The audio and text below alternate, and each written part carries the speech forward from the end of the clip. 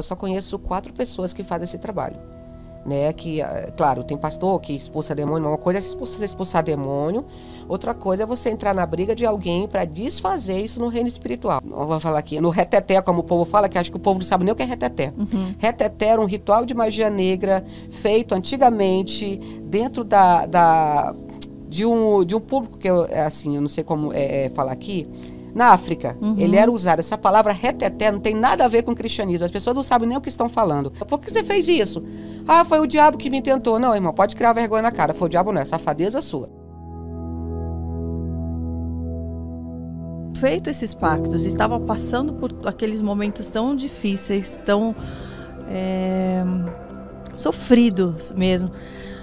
O porquê você ainda mantinha aquele pacto por aqueles períodos de tempo, sendo que era algo que estava também te fazendo mal fisicamente, e era falta de força para levantar? Boa sua pergunta. Ou é tipo, olha, não quero abrir mão de nada, mas me esforçar, vou viver assim mesmo?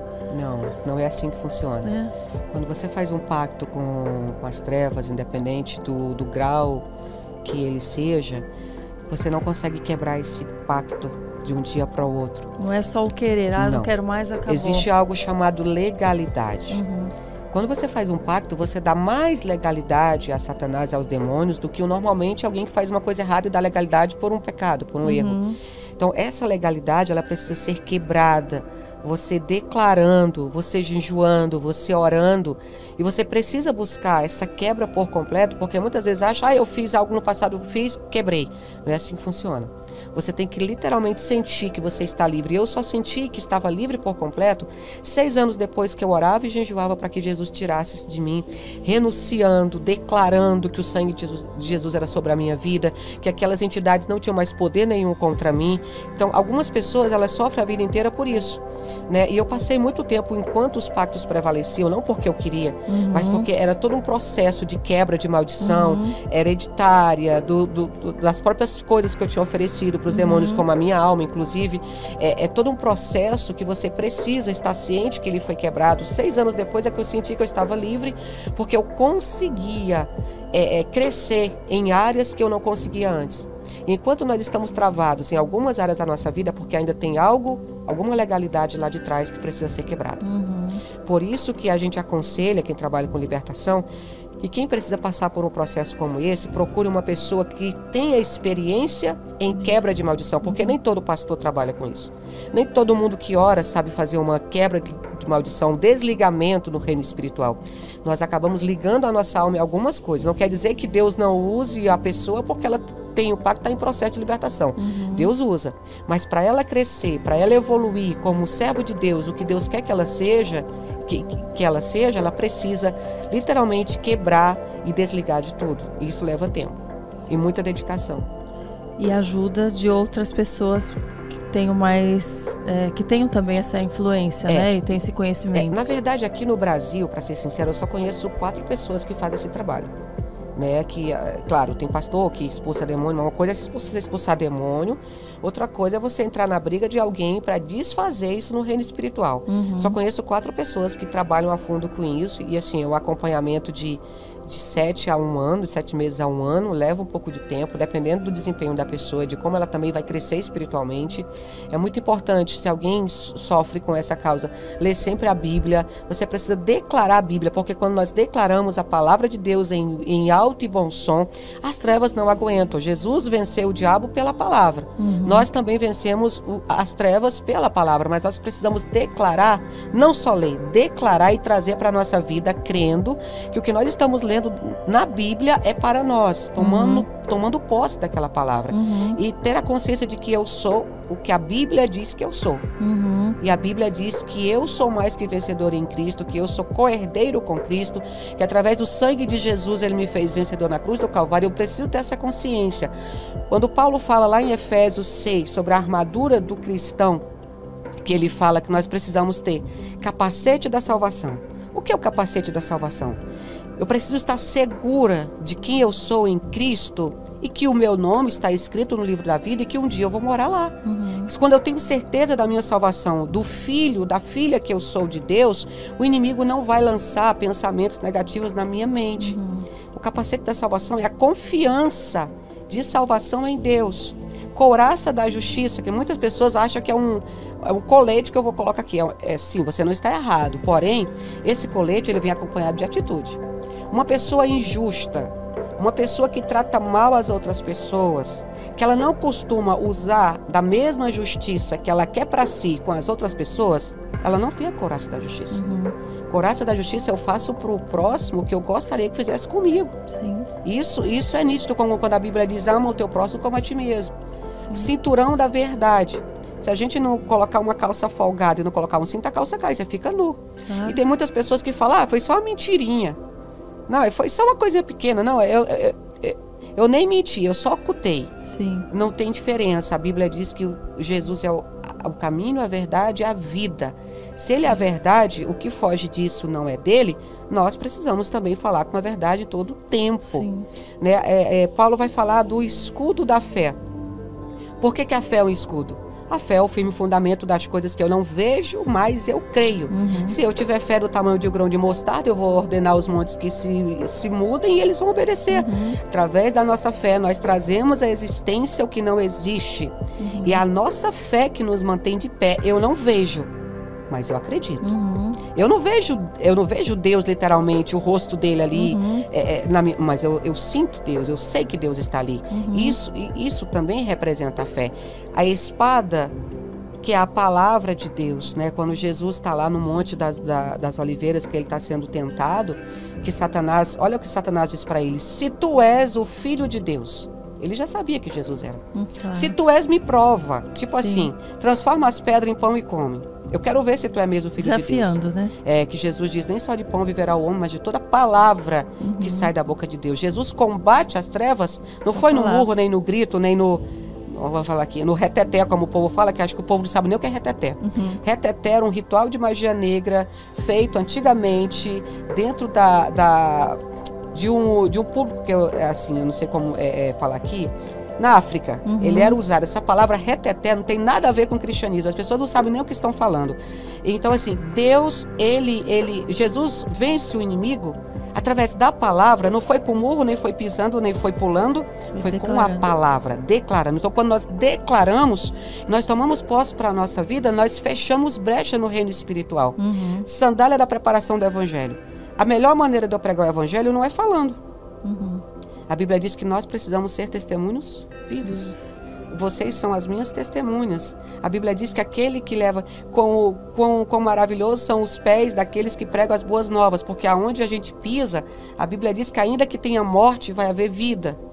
Aonde nós colocarmos a nossa mão, tem que prosperar, tem que ter vida, tem que ter crescimento, porque nós levamos a presença do Espírito Santo dentro de nós para onde nós entrarmos. Então, se ele está conosco, se nós somos esse templo do Espírito Santo, não é, Jesus, eu vou ali, entra comigo sim, porque ele está dentro de mim, ele está dentro de você. As pessoas precisam ter essa consciência. Então, quando nós tomamos posse dessa armadura, sem faltar nenhuma parte dela, nós literalmente conseguimos ser mais usados por Deus, enxergar as coisas com mais visão espiritual e sermos o que Deus quer que a gente seja. Tem muita gente perdida que não sabe nem quem é. Sim. Não sabe nem quem é o Espírito Santo. Sim, sim. A gente vê. Você acredita que hoje em dia o mal, né, principalmente, né, no mundo espiritual, ele tem se multiplicado e atuado mais fortemente nos tempos atuais, de acordo com o que a gente tem visto, os acontecimentos, tantas tragédias, as pessoas pervertendo o evangelho, né, diminuindo valores. Você percebe isso? Sim, eu percebo, mas isso também é uma coisa que a gente tem que lembrar que é bíblico. Sim. A Bíblia diz que no final dos tempos o amor de muitos esfriaria. Por que o inimigo age? A Bíblia tem uma passagem muito interessante. A Bíblia é toda interessante, mas quando eu leio essa passagem que diz: resistir ao diabo pela fé, e ele fugirá de vós. Para o mal agir, ele precisa de alguém. Ele precisa de um corpo. Então, se o mal tem agido com mais frequência, quem é o culpado? Nós. Os culpados são os homens, que têm dado mais legalidade para o mal do que para Deus. E muitos Você pergunta, por que você fez isso? Ah, foi o diabo que me tentou. Não, irmão, pode criar vergonha na cara. Foi o diabo não, é safadeza sua. Porque a Bíblia diz que quando nós resistimos o diabo, ele foge. Sim. Agora, se tem pessoas que são mais fracas que outras, né? E Paulo ainda diz que a gente tem que suportar essas pessoas. Elas não aguentam uma tentação, seja qual for, que ela já está cedendo e tudo vai botar a culpa no diabo ou bota a culpa em Deus. Não, o culpado somos nós. O maior inimigo espiritual do homem não é o diabo. É o homem mesmo. É o próprio homem. O domínio próprio, ele serve para nós controlarmos o nosso eu. Sim. Hoje em dia, o que é mais difícil para você, como humana, né, na sua carne, controlar, né, o que você percebe, poxa, aqui, seja na hora de falar, seja de não ficar triste no momento, ser mais grata, porque a gente o tempo todo precisa ser lapidada, né, mas você que já passou por uma história de vida tão forte, hoje em dia existe algo que ainda é difícil ou as coisas se tornaram mais fáceis? Fácil nada, cada dia que passa mais difícil fica. Porque aumenta, né, o desafio, parece, né? Eu tenho um temperamento muito forte, por mais que não pareça, eu sou muito sanguinária. Há algum tempo atrás, eu olhava para mim e eu estava perguntando, o que é que você quer? Então, assim, às vezes, eu não suporto injustiça e ingratidão. A pessoa, ela tá ali perto de você e ela fala algo que na hora eu tenho vontade de responder. Enfrentar, sim, bem né? aí eu, poxa, se eu fizer isso, eu vou... Pra mim é muito difícil me controlar, sabe? Eu tenho vontade de falar tudo na hora que eu quero. Eu sou muito transparente. Sim. Então, quando eu tô com raiva, eu quero brigar, eu quero xingar, eu quero mesmo. Eu faço, Tem horas que falta paciência, eu quero dar um murro na parede. Só que tem coisas que tudo eu posso, mas nem tudo me convém. Então, sim, isso é difícil pra mim. Controle da minha língua. sim. Cada um tem, né, as suas falhas, as coisas mais difíceis, os seus obstáculos, né? Mas durante essa caminhada, por experiência própria, por que você entende, né, hoje, que algumas pessoas, né, escolhem por fazer um pacto com o mal ao invés de fazer um pacto com Deus? Porque acham que no fim vai ser mais fácil, não vai exigir tanto sacrifício, vai ser recompensada mais rapidamente, né? De que forma essa proposta do mal foi atraente para você na época? Que eu queria entender as pessoas que ainda hoje fazem, né, e optam por isso. Tem dois tipos. O primeiro tipo de pessoa, eu acho que ela é inocente. Né? Ela nunca conheceu a Deus de verdade, porque quem conhece a Deus de verdade nunca vai poder viver sem Ele. E ela é iludida, porque a tarefa de Satanás é matar, roubar e destruir. A ilusão do bem material, da fama. A maioria é o bem material, é a fama, é a beleza. E você esquece que no final, o preço é a alma. Porque não pensa no futuro, não pensa que depois daqui a alma vai estar perdida. Não pensa só no agora. Posso te falar uma coisa? As pessoas que elas têm um pacto com o mal, assim, eu te garanto, como 2 mais 2 é 4, são pessoas infelizes, pessoas que não têm uma vida tranquila, que não têm paz, que não dormem, sabe? Pessoas que em casa elas vivem num terrível alvoroço. E, sinceramente, se eu pudesse dar um conselho, com Deus as coisas não são fáceis. Eu não estou aqui pregando o evangelho de facilidade, que eu estaria mentindo. O evangelho é muito difícil. Não é à toa que Jesus disse, aquele que quiser vir após mim, tome a sua cruz, negue-se a si mesmo e me siga. Em Apocalipse ele diz, aquele que for fiel até a morte, eu darei a coroa da vida, até porque não é fácil. Jesus disse, no mundo vocês vão ter aflições, mas eu venci, vocês vão vencer também. Mas é melhor nós sofrermos essas aflições com Jesus do que sem Ele, porque sem Ele nós ficamos à mercê de tudo, inclusive da morte espiritual, que quem está assim já morreu espiritual. Eu considero uma pessoa dessa, como eu era, morta espiritualmente e morta fisicamente, porque você corre o risco de a qualquer momento o diabo tragar a sua vida. Você estando com Deus, você tem ali a certeza da sua salvação, que o choro pode durar uma noite, mas de manhã você vai sorrir, que Deus está sempre trabalhando a seu favor, e quando você não tem Ele, é difícil.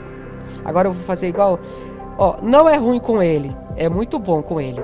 Mas sem Ele, você não chega a lugar nenhum. Aí as pessoas dizem, mas com Deus tem tanta prova. Meu filho, se com Ele tem prova, sem Ele é pior para você. É uma ilusão, né? Uma ilusão de que vai ser mais fácil. Que pode conquistar algumas coisas materiais mais rapidamente, mas a paz nunca é conquistada, né? Você sabe que quem consegue, no final sempre perde. sempre tem algo em troca que vai doer muito mais do que se você tivesse perdido, às vezes, até o que você pediu para ele, que ele te deu. Algumas pessoas pagam o preço com o próprio filho, né? Com pessoas que amam. Não vale a pena.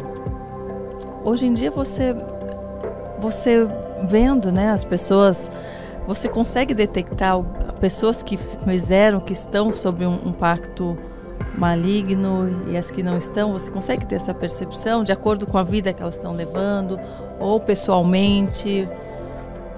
Existe algo ali perceptível? A gente consegue perceber nitidamente pessoas que estão sofrendo, passando por opressão. Essa questão do pacto em si, se a pessoa está no processo de libertação, você só consegue discernir se você ora por ela, né? Que você vai ali sentir o que está acontecendo, mas olhando de imediato, você consegue saber quem tem uma opressão, quem está sobre um jugo acorrentado, algo do tipo. Mas a questão de quem fez o pacto, quem não fez, não dá para se ver assim no olho, não é tão simples. Em alguns casos sim, mas a maioria não. E o que traz essa legalidade para as que não fizeram pacto? Eu acho importante que às vezes a pessoa está dando legalidade e nem sabe, né? Tá sofrendo algo dentro de casa, fora de casa, e às vezes não sabe que brechas são essas que ela está abrindo, né? Tudo que não condiz com a palavra de Deus abre legalidades para o outro lado. Nós só temos dois caminhos. Quando a gente não está servindo a um, está servindo ao outro. Às vezes uma palavra boba que a gente fala, às vezes um julgamento de alguém, orgulho, ganância.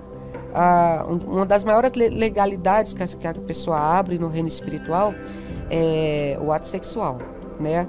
No ato sexual, até os demônios da outra pessoa passam para o corpo da outra. Ali é uma, como a gente fala, como se fosse quando a junta é uma fusão. mistura, se a pessoa é do bem e a outra é do mal, algo do tipo assim, ela vai acabar sofrendo uma mistura. Então, o ato sexual é uma das coisas mais sérias que existe, por isso que Deus, ele deixa para ser feito depois do casamento. Porque algumas pessoas, elas acabam literalmente atraindo para si maldições através da relação sexual. É uma das, não estou dizendo que é a única, mas mentira, lascívia, orgulho, egoísmo, tudo isso abre legalidade. Desobediência aos pais, desobediência à própria liderança, que a Bíblia diz que nós precisamos obedecer à liderança. Tudo que eu faço que não condiz com a Bíblia, me abre legalidade para o reino espiritual.